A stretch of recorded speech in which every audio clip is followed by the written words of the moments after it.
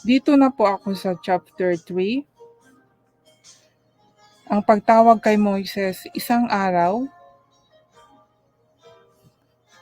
binabantayan ni Moises ang mga hayop ng biyanan niyang si Jethro, na pari ng Midian. Dinala ni Moises ang mga hayop palapit sa ilang at nakarating siya sa Horeb, ang bundok ng Diyos. Itong Horeb pala ang bundok ng Diyos, mga kaibigan. Pag nagpakita sa kanya roon ang anghel, yan, nagpakita sa kanya roon ang anghel ng Diyos sa anyo ng naglalablab na apoy.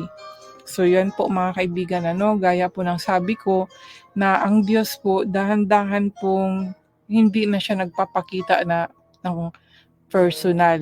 Kasi sa panahon ni Abraham, nagpapakita pa siya. Parang nakikita pa nila face to face, nakakausap nila. And then, pawala na, nagpapakita na siya sa panaginip. At dito din, sabi dito, sa ganitong paraan din siya nagpapakita kay Moises, di ba? Nagpakita sa kanya roon ang anghel ng Panginoon sa anyo ng naglalagablab na apoy sa isang mababang punong kahoy. Nakita ni Moises na naglalagablab ang punong kahoy pero hindi naman nasusunog. Sinabi niya na nakapagtataka, bakit kaya hindi iyon na susunog? Malapitan nga at nang makita ko, nang makita ng Panginoon na papalapit si Moises para tumingin, tinawag siya ng Diyos mula sa gitna ng mababang punong kahoy. So yun mga kaibigan, di ba? Meron tayong nababasa dito na anghel.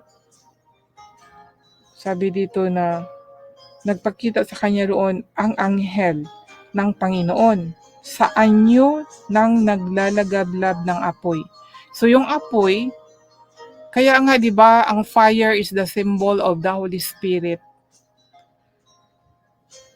Ito yun, no, imagine natin yung apoy. Pero hindi naman nasusunog. Sinabi niya, nakapagtataka, bakit kaya hindi yun nasusunog?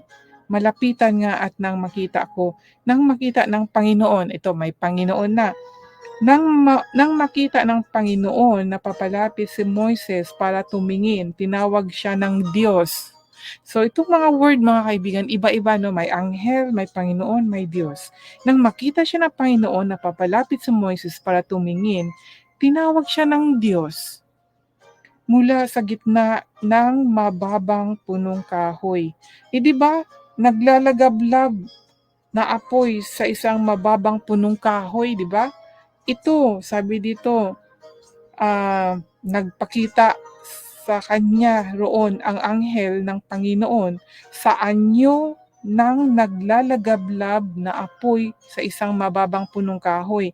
Tapos dito sa verse 4, ang sabi, nang makita ng Panginoon na papalapit si Moises para tumingin, nang makita ng Panginoon, tinawag siya ng Diyos mula sa gitna ng mababang punong kahoy.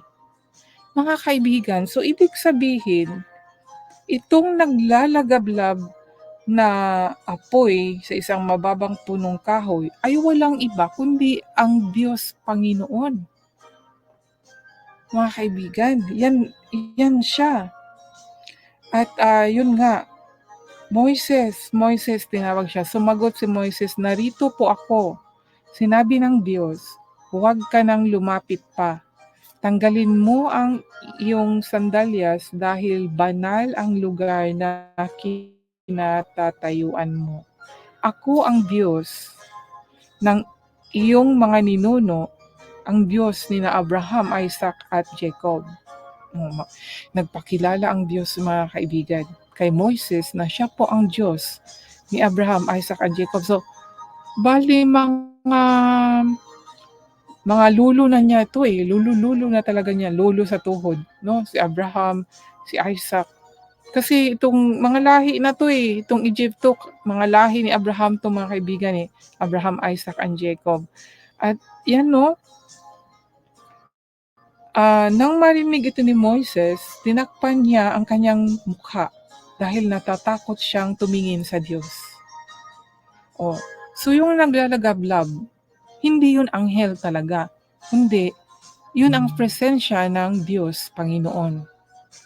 Doon nagbilang anyo siya na yung apoy na naglagablab. Hindi na kagaya sa panahon ni Abraham na kusa talagang nakausap niya, kumakain pa 'no, yung Diyos noon. Hanggang sa paiba-iba na, nagiging clouds na, nagsasalita na sa ano 'no, nagbilang clouds, paiba.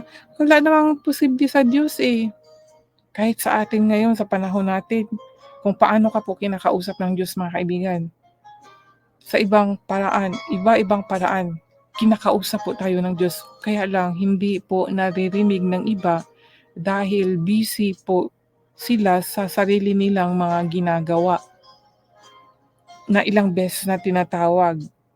Kagaya dito, tinawag si Moises, sumagot si Moises, "Narito po ako."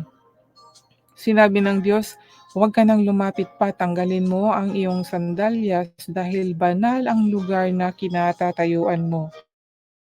Ako ang Diyos ng iyong mga ninuno